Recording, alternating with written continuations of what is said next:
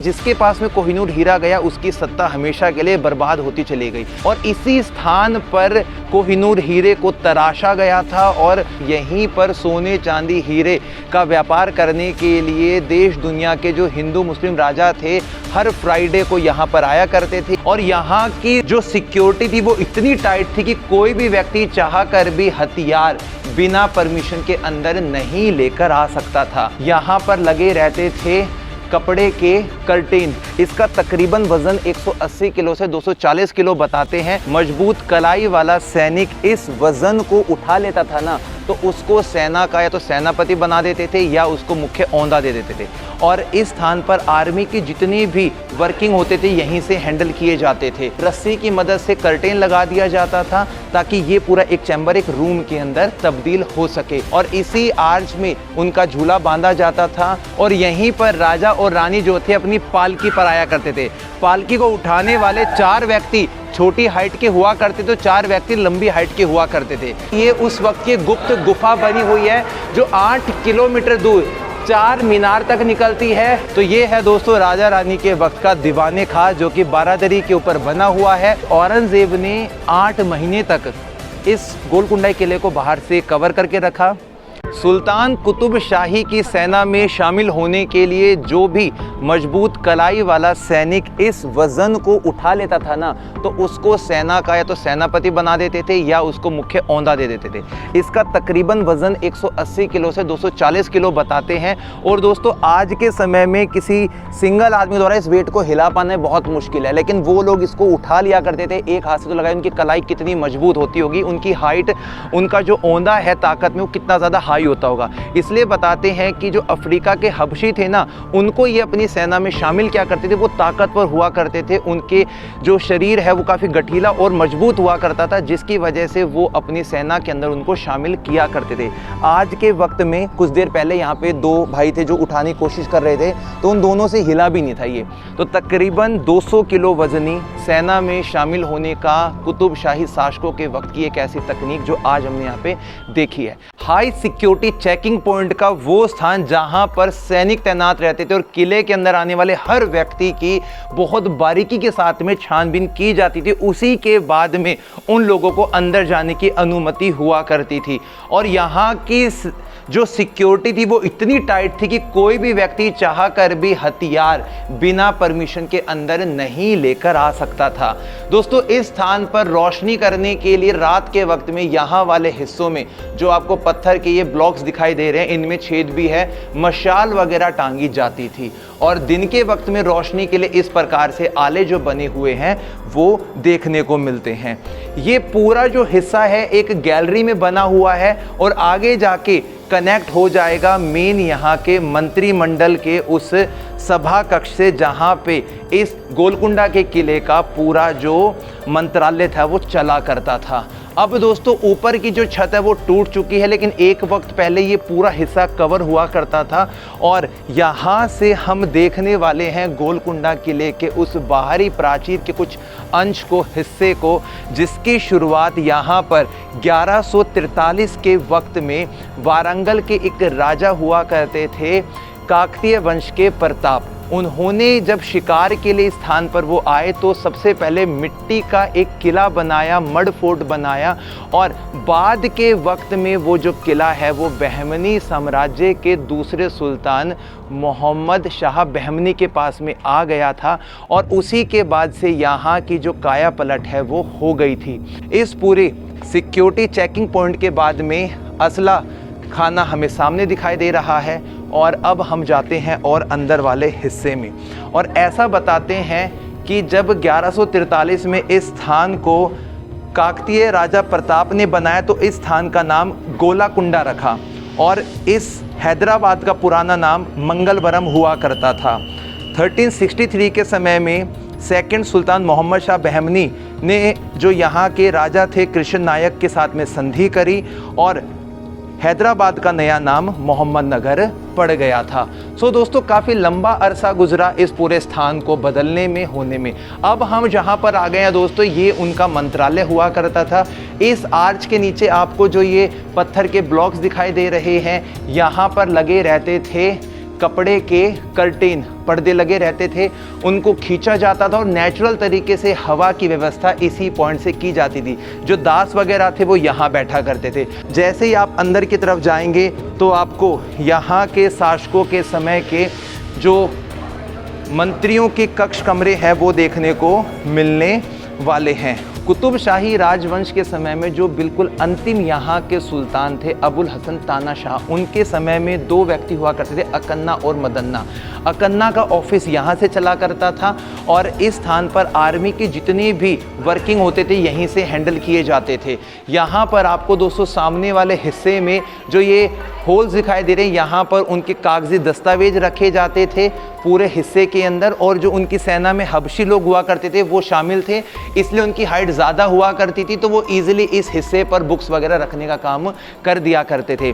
और ये जो पूरा हिस्सा बना ना, ये उनके चैम्बर्स हुआ करते थे। 4 पिलर के बीच में बना हुआ हिस्सा, कॉर्नर पे रस्सी की मदद से कर्टेन लगा दिया जाता था ताकि ये पूरा एक चैम्बर एक रूम के अंदर तब्दील हो सके।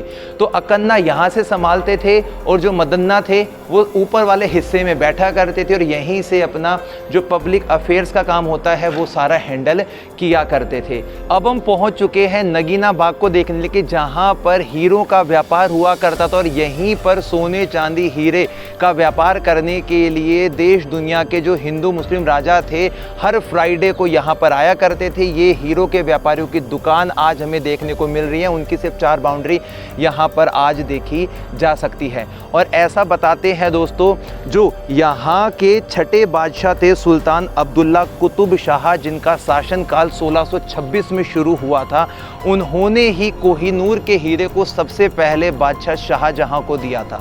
शाहजहां के बाद के जो वंशज थे ना, उन्हीं को हराकर एक वक्त में उस नादिर शाह ने उस मुग़ल बादशाह को शराब पिलाई और उसके बाद में उससे वो जो हीरा था वो लेकर चला गया था। दिल्ली का जो लाल किला है वहीं से वो जो हीरा है वो लेकर चला गया था। लेकिन ऐसा बताते हैं कि जो कोहिनूर का हीरा है वो जितने भी मेल राजा हुए थे ना, उन राजाओं को कभी सूट नहीं हुआ, इसलिए जिसके पास में कोहिनूर हीरा गया उसकी सत्ता हमेशा के लिए बर्बाद होती चली गई।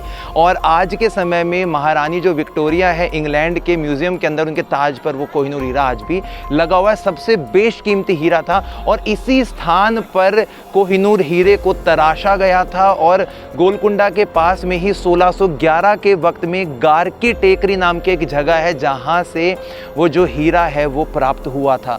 न जाने कितने सारे सुल्तानों शासकों ने इस स्थान पर बैठकर हीरे का व्यापार किया है और 16वीं शताब्दी के वक्त में ये वाला जो स्थान था वो हीरे के व्यापार के तौर पे जाना जाता था। इसको हम बोलते हैं नगीना बाग। और दोस्तों कुछ अच्छा वक्त बिताने के लिए जो यहाँ के राजकुमार राजकुमारियाँ हुआ करती थी ना, तो वो इस वाले हिस्से में ठंडी हवा लेने के लिए, झूला खाने के लिए आया करती थी।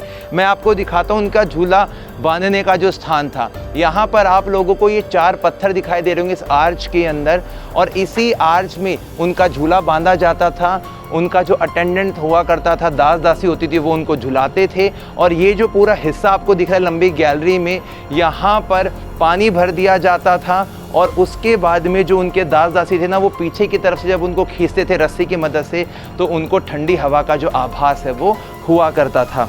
तो इस स्थान पर जो कुतुब शाही राजवंश के घराने के राजकुमारियां, शहजादियां थी, वो सब यहीं पर बैठकर झूला लिया करती थी। गोलकुंडा किले के सबसे ऊपरी भाग पे हम पहुंच चुके, जिसे कहा जाता है बाला हिसार, यानी कि किले का सबसे उच्चतम हाईएस्ट पीक वाला पॉइंट। इसे ही दोस्तों बारादरी के नाम से जाना जाता है और यहीं पर राजा और रानी जो थे अपनी पालकी पर आया करते थे।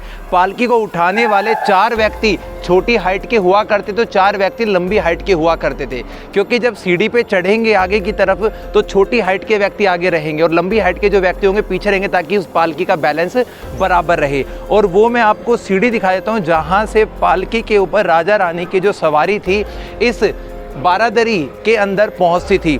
यहाँ पर नीचे की तरफ लंबे आदमी रहते थे, तो जो छोटे आदमी की हाइट वाले थे वो ऊपर रहते थे।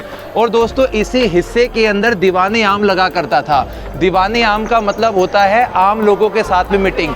जब कभी भी राजा को, रानी को अपने आम सदस्यों के साथ में बैठक करनी होती थी, तो यहीं पर उनकी जो बैठक है, सभा है, कक्ष है, वो महफिल जो है जमा करती थी। इसी स्थान को कहा जाता है दीवाने आम। और चारों तरफ से हम देखेंगे दोस्तों, इसमें ये वाला जो पोर्शन है दोस्तों, ये उस वक्त की गुप्त गुफा बनी हुई है जो 8 किलोमीटर दूर 4 मीनार तक निकलती है। 12 फीट ये ऊंची बनी हुई थी, 14 फीट अंदर से ये गहरी बनी हुई थी, ये ताकि आराम से राजा और रानी यहाँ से गुप्त तरीके से बाहर निकल जाएं।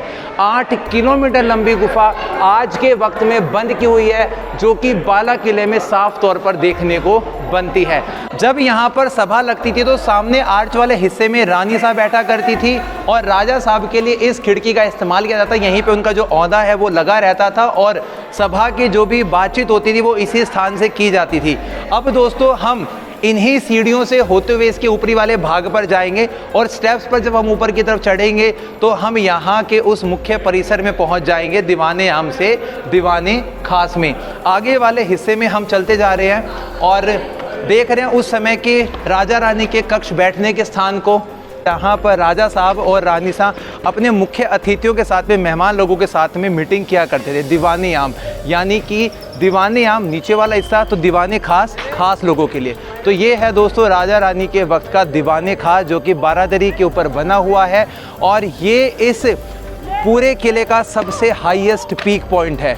यहीं पर उनकी जो महफिल है सजा करती थी, यहीं पर उनके जो इम्पोर्टेंट डिसीजंस हैं वो लिए जाते रहे होंगे और यहीं पर राजा साहब के झूले लगते होंगे, मशाल जलती होगी, रौनक बनती होगी इसी महल के अंदर।